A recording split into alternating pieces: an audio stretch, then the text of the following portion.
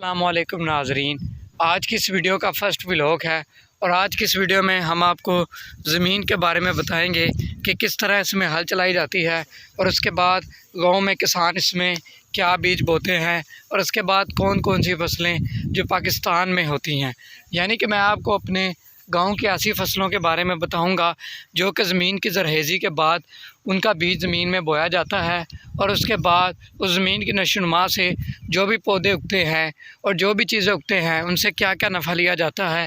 تو آج کے اس ویڈیو میں میرے ساتھ میرے دو دوست شامل ہیں جو کہ بڑی ہی ڈیٹیل کے ساتھ اور اپنی مہارت کے ساتھ جتنا ہو سکے آپ کو انٹرٹین اور آپ کو انفارمیشن دیں گے۔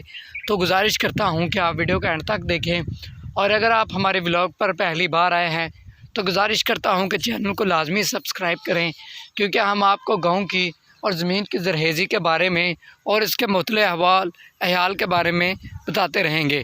السلام علیکم۔ وعلیکم السلام، کیا حال چال بھائی آپ؟ الحمدللہ بھائی جان ٹھیک ٹھاک، آپ سنائیں؟ ہم بھی ٹھیک ٹھاک ہیں۔ آج تین دسیے پھر اج آپ پہلی بارے آج ساڈے دوست نے سانو گھروں بلا کے لیا، آخر سن تیری ویڈیو بنانی، میں کہ آج بھائی کاشف بھائی آپ نے سٹیپ بائی سٹیپ بتانا ہے ان کو، ٹھیک ہے، ٹھیک ہے زمین کے بارے میں۔ بھائی جان، یہ جو زمین ہے نا، یہ سمجھ لو کسان کی ماں ہے، جیسے کہ یہی کسانوں کو کھانے پینے کے لیے دیتی ہے۔ یہ زمین بہت فائدے دار چیز ہے، اس سے ہم فصلیں اگاتے ہیں، جیسے کہ یہ دیکھیے کنک ہے، یہ ہم نے پچھلے سیزن میں لگائی تھی، ابھی ماشاءاللہ واپس ساری ہو گئی ہے، تو اب اسے ہم نے کاٹنا ہے، کاٹ کے تو پھر ہم نے اس کو تھریشر میں گھانا ہے، تو پھر ہمارے دانے بننے ہیں۔ اس طرح یہاں پر ہم نے اس کو ہل چلائی ہے، ابھی یہاں پر ہم نے کماد وغیرہ لگانا ہے، جیسے کہ کماد لگانا۔ اچھا، پہلے بتا سکتے ہیں یہاں پہ کیا لگا ہوا تھا؟ پہلے یہاں پر ہمارا باغ تھا، کس چیز کا؟ امرودوں کا۔ امرودوں کا باغ تھا۔ ہاں جی۔ اچھا، امرودوں کے باغ کے بعد پھر آپ نے کیا کیا جی؟ یہاں پر آپ نے زمین جو ہے نا وہ کس طرح سے تیار کی ہے یہ ساری بتائیں۔ وہ دیکھیں اینڈ تک، وہ تین جو پارٹ ہے نا، وہ تین پارٹ ہیں، وہاں تک ہل چلی ہوئی ہے، یعنی کہ یہ ہمارے ساتھ باغ ہے، تو پہلے ہم نے باغوں کو کوڑنے کے بعد پھر ہم نے اس کا کہتے ہیں ہل چلائی، ہل چلانے کے بعد پھر ہم نے روٹاویٹر چلایا، پھر یہ ہل چلائیے دوبارہ۔ اب ہم نے یہاں پر کمال لگانا ہے، جیسے کہ باغ ہمارا بوڑھا ہو چکا تھا تو اس لیے زیادہ پھل نہیں لگتا تھا۔ اچھا، اس باغ کا آپ کو کیا کیا پروفٹ ہوا ہے؟ اس باغ سے ہمیں بہت پروفٹ ہوا ہے، جیسے کہ وہ اس کو 5 سال ہو چکے تھے ہمیں لگائے ہوئے، تو کم سے کم ایک سال میں کو 50,000 تو منافع ہو ہی جاتا تھا، 50-60 ہزار کا منافع ہو ہی جاتا تھا۔ سب پانی شانی نکال کے، سارے یہ ٹوبل شوبل کا جو پانی ہے یہ نکال کے فائدہ ہو ہی جاتا تھا 50-60 ہزار کا، تو اب وہ بوڑھا ہو چکا تھا، ہمیں اتنا منافع نہیں ہوتا تھا۔ اچھا کاشف بھائی، اور جب وہ آپ نے اکھاڑ لیا تو آپ وہ لکڑیاں سیل کرنے کے لیے لے کے گئے یا پھر وہ کیا کیا ان کا؟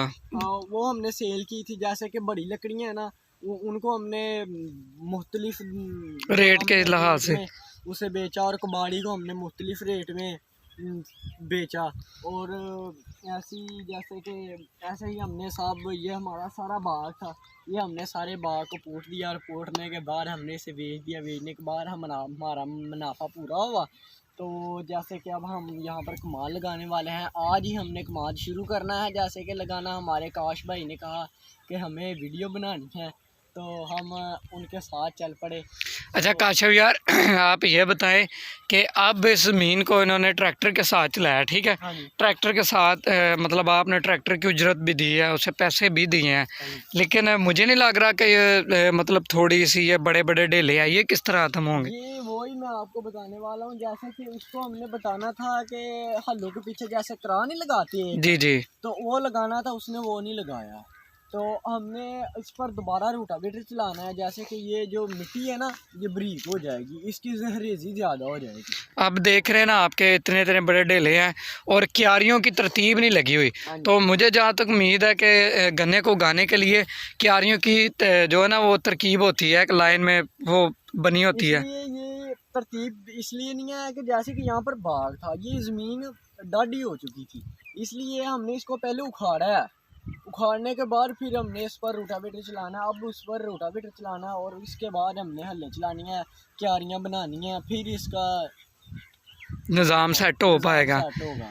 لیکن کاشف بھائی یہاں پہ جو ہے نا وہ زمین کو کہتے ہیں کہ سانس بھی دینی چاہیے کچھ بالکل. دیر کے لیے، کہ کھادیں وغیرہ تو ڈال کے بندہ جلدی جلدی نشونما کر لیتا ہے، لیکن زمین کی زرخیزی کم ہو جاتی ہے. جیسے کہ ہم ساری دیہڑی کام کرتے ہیں تو شام کو ہم ریسٹ کرتے ہیں، ایسے ہی زمین کو 1 سال بعد اسے ریسٹ ملتا ہے. جیسے کہ ہم نے ابھی کنک لگائی ہے نا، اس کو جب ہم کاٹیں گے تو پھر اس کو جب اس پر ہل چلائیں گے پھر اس کو سکون آئے گا، اس کو سانس آئے گی. چلیں جی، میں آگے جا کر ناظرین کو تمام تر چیزیں آسانی کے ساتھ زمین دکھا دیتا ہوں.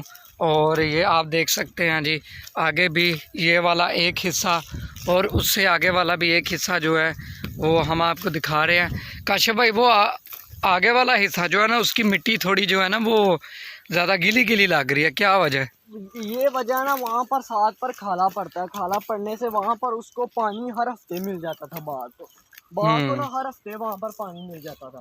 تو اور یہ یہاں پر ہمارا آدھا گھنٹہ پانی ہے، جیسے کہ ان دونوں کو لگتا تھا پانی اور اس کو کم ہی لگتا تھا.